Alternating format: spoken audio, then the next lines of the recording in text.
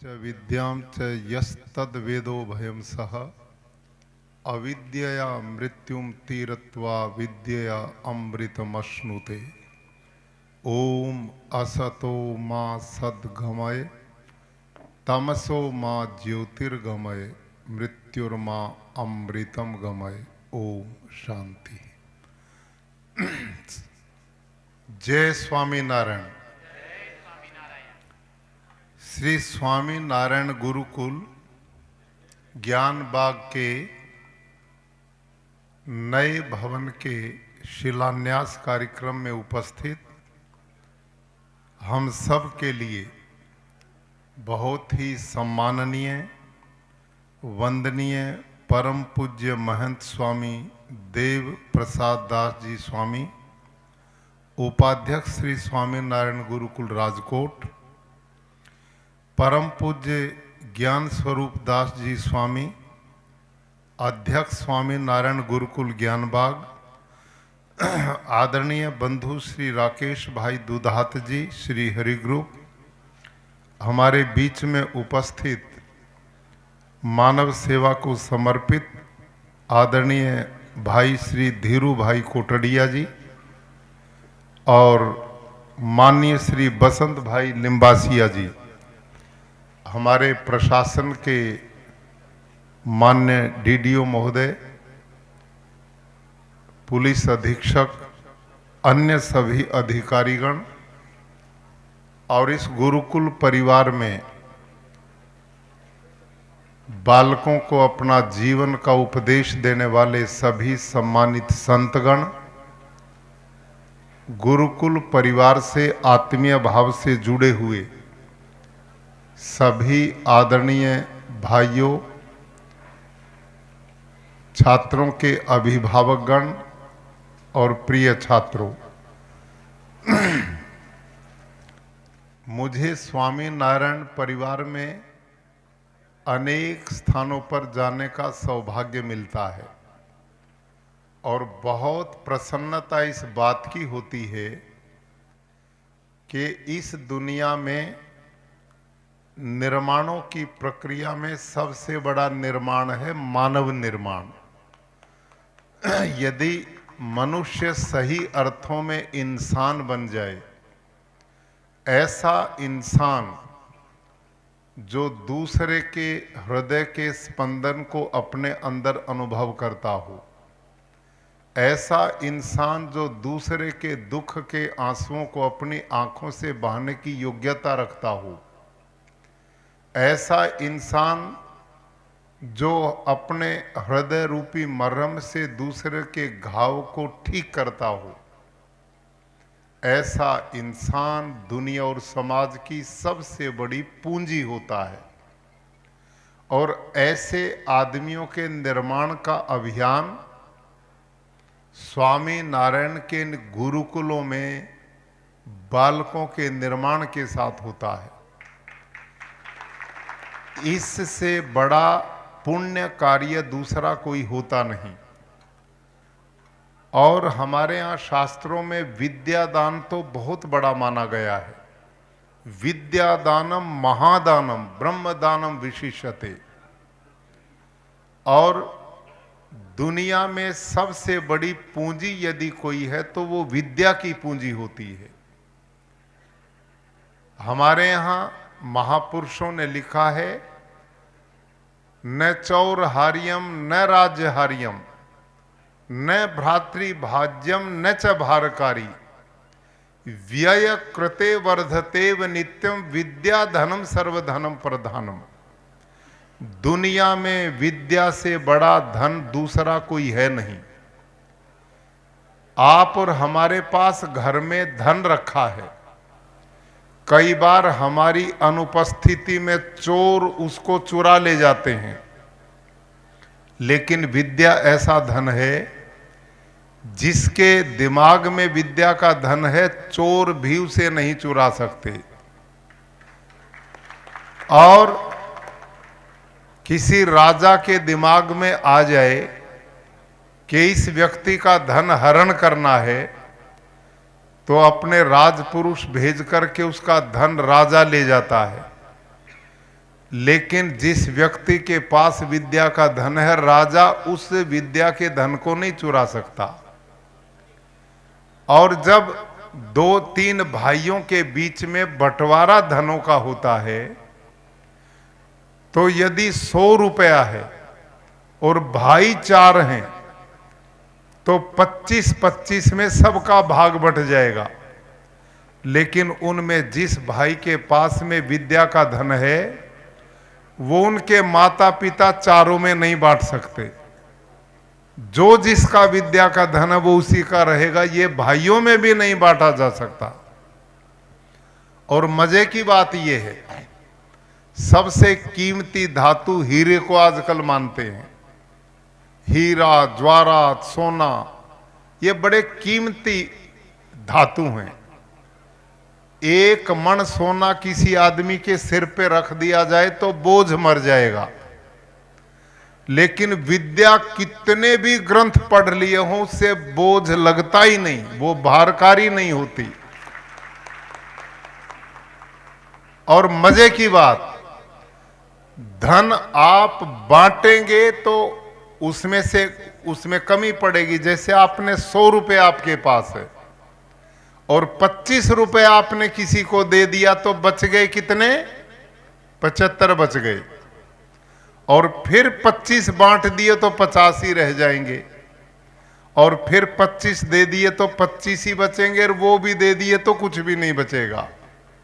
लेकिन भाई और बहनों, विद्या ऐसा धन है, एक गुरु क्लास में पढ़ाते हुए उसे जितना बांटेगा उतना गुरुजी का बढ़ता जाएगा। विद्या दुनिया में ऐसा धन है, जितना बांटोगे उतना ही इसका विस्तार होगा। इसलिए कहा महापुरुषों ने, विद्या धनम सर्व धनम प्रधानम। विद्या से बड़ा प्रधान दुनिया में कोई धन नहीं है। और ये काम स्वामी नारायण के गुरुकुलों में विद्या के बांटने का जो काम है, विद्या के फैलाने का काम जो है, सत्य विद्या का प्रचार, भगवान स्वामी नारायण ने भी इसका विधान किया।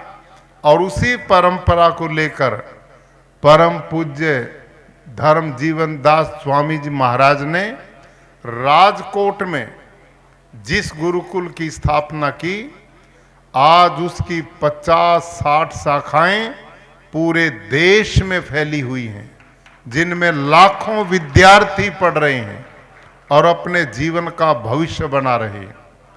और अब इसकी डिमांड बढ़ रही है। आज जिस परिसर में हम बैठे हैं, आज इसमें नए भवन का भी शिलान्यास हुआ है और मैं भी उसका साक्षी संतों ने बना लिया। मैं इनका आभार व्यक्त करता हूं, बहुत धन्यवाद करता हूं। हमारे बीच में आप सज्जन यहाँ पर दानी लोग बैठे हैं। राकेश भाई दुधात हैं, धीरू भाई कोटड़िया जी हैं, वसंत भाई लिम्बासिया जी। अभी कुछ ही दिन पहले लिम्बासिया जी ने बेटियों के गुरुकुल के लिए 8-10 एकड़ भूमि दान दे करके बेटियों की अलग से गुरुकुल की स्थापना का अभियान किया। आप इन्हीं टीम ने मिलकर के सूरत में एक बेटियों के गुरुकुल की स्थापना हो गई है। और बेटों के ये 50-60 गुरुकुल अलग अलग चलते हैं। इनमें हजारों बेटे और बेटियां पढ़ेंगे, वो जीवन दर्शन सीखेंगे, अध्यात्म सीखेंगे, भारतीय संस्कृति परंपराओं को जानेंगे, समझेंगे और आधुनिक शिक्षा उसके साथ पढ़ेंगे। तो दोनों प्रकार का ये कॉम्बिनेशन पूर्णता की ओर ले जाता है। अध्यात्मवाद भी चले और भौतिकवाद भी चले, दोनों के बिना काम नहीं चलता। जैसे शरीर है ना मेरा आपका, ये जो शरीर दिखाई देता है ये भौतिकवाद का रूप है, लेकिन इसको चलाने वाला जो मूल सिद्धांत सूत्र है वो आत्मा है, वो अध्यात्म है, लेकिन वो दिखाई नहीं देता। आत्मा दिखाई नहीं देता, शरीर दिखाई देता है, लेकिन असली मूल तत्व जो है वो आत्मा है। आत्मा है तो ये दिखने वाले का अस्तित्व है, और आत्मा इसमें से निकल जाता है तो फिर राम नाम सत हो जाती है, फिर इसको कोई नहीं पूछता। लेकिन ये शरीर यदि नहीं होगा तो आत्मा अपनी यात्रा कर्म फल की कर ही नहीं सकता। ये शरीर भी आवश्यक है और आत्मा भी आवश्यक है, लेकिन जब इन दोनों का आपस में ये देखा जाए कि महत्वपूर्ण कौन है, शरीर भी आवश्यक है लेकिन आत्मा इससे ज्यादा आवश्यक। क्यों? क्योंकि आत्मा शरीर के बिना रह सकता है लेकिन शरीर आत्मा के बिना नहीं रह सकता। ये अंतर इसका है, लेकिन आवश्यक दोनों हैं, एक दूसरे के पूरक हैं। ऐसे ही इस दुनिया में ये रेल, मोटर, तार, हवाई जहाज, टेलीफोन, ये भवन, ये गाड़ियां, ये खाने पीने की चीजें, ये भी बहुत जरूरी हैं। लेकिन जब आदमी का अंत आता है तो ये दुनियादारी की सारी चीजें यहीं रह जाती हैं। ये जितना आडंबर हमने इकट्ठा किया फिर ये साथ चलने को तैयार नहीं। उस यात्रा में केवल और केवल आत्मा और आत्मा के ऊपर पड़े हुए हमारे कर्मों के संस्कार ही हमारी पूंजी बनते हैं। यदि हम इस शरीर को धारण करके इस आत्मा में श्रेष्ठ कर्मों की पूंजी इकट्ठी करते हैं, परोपकार करते हैं, दीन दुखियों की सेवा करते हैं, दुखिया लोगों के आंसू पोंछते हैं, दुखिया आदमी के काम आते हैं, हम यदि किसी को सुख दे पाते हैं तो वो पूंजी हमारी परमानेंट आत्मा पर संस्कार के रूप में पड़ती है और वो हमारी कर्म यात्रा की एक सबसे बड़ी पूंजी बनती है। तो ये स्वामी नारायण संप्रदाय के गुरुकुल, स्वामी नारायण संप्रदाय के ये संत इस अध्यात्म और भोगवाद के दोनों के सम्मिश्रण को लेकर हम सब का पथ प्रदर्शन करने का जो काम करते हैं, ये जीवन की पूर्णता का रास्ता यही है।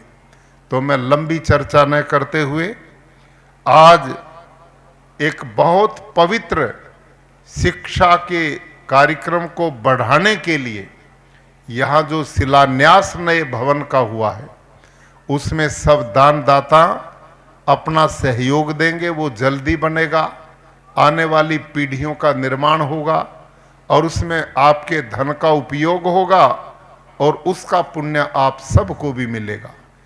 तो आप सब जितने भले लोग यहाँ पर हैं, मैं बहुत अच्छी तरह जानता हूँ कि ये जो संत हमारे बीच में महंत स्वामी श्री देव प्रसाद दास जी स्वामी एक तपस्वी संत हैं, एक विद्वान संत हैं, जिन्होंने अपना संपूर्ण जीवन हमारी आने वाली भावी पीढ़ी के निर्माण में लगाया है। ऐसे ही ज्ञान स्वरूप दास जी स्वामी, जिन्होंने पूरा समय स्वामी धर्म जीवन दास जी के ये परम शिष्य लोग हैं, जो उनके सानिध्य में रहकर उन्हीं जैसे तपस्वी हैं, उन्हीं जैसे ज्ञानी और योगी हैं, उन्हीं की तरह त्याग भाव से बालकों का निर्माण और मानवता की सेवा में संलग्न है।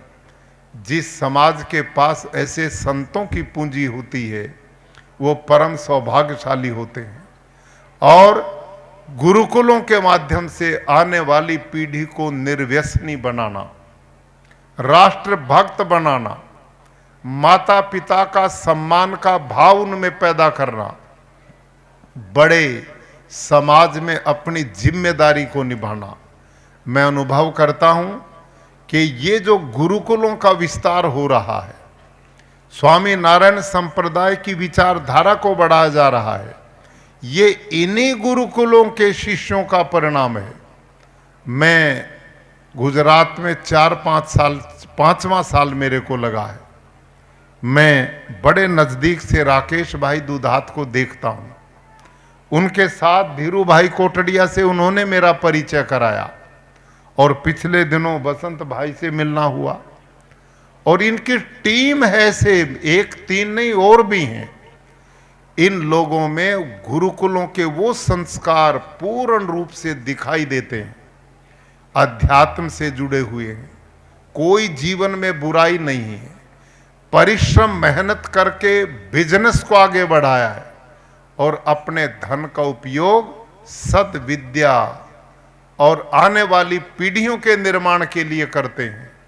ये जो विचारधारा है ये किसी भी राष्ट्र को आगे बढ़ाने की विचारधारा है। प्रधानमंत्री मोदी जी इस भारत को आत्मनिर्भर भारत बनाना चाहते हैं, एक विकसित राष्ट्र के रूप में देखना चाहते हैं।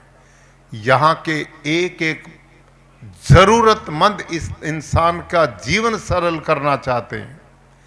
उनकी इस व्यवस्था में इन लोगों का ये सहयोग और इसी तरह हम सब मिलकर के काम करेंगे तो आने वाला समय मेरे देश की उन्नति का होगा। ये विश्व गुरु बनेगा और विश्व में भारत की ख्याति, प्रतिष्ठा और गौरव जिस गति से आज बढ़ रहा है वो और बढ़ता जाएगा। तो मैं समझता हूं स्वामी नारायण संप्रदाय के लोग, संत, विद्यार्थी एक अच्छे संस्कारवान समाज के निर्माण में जो लगे हैं, परमात्मा कृपा करे कि ये परंपरा निर्बाध गति से बढ़ती रहे और इसमें सबका कल्याण हो। और हम कह उठें सर्वे भवन्तु सुखिना, सर्वे सन्तु निरामया, सर्वे भद्राणि पश्यन्तु, मां कश्चित् दुख भाग भवेत्। जय स्वामी नारायण।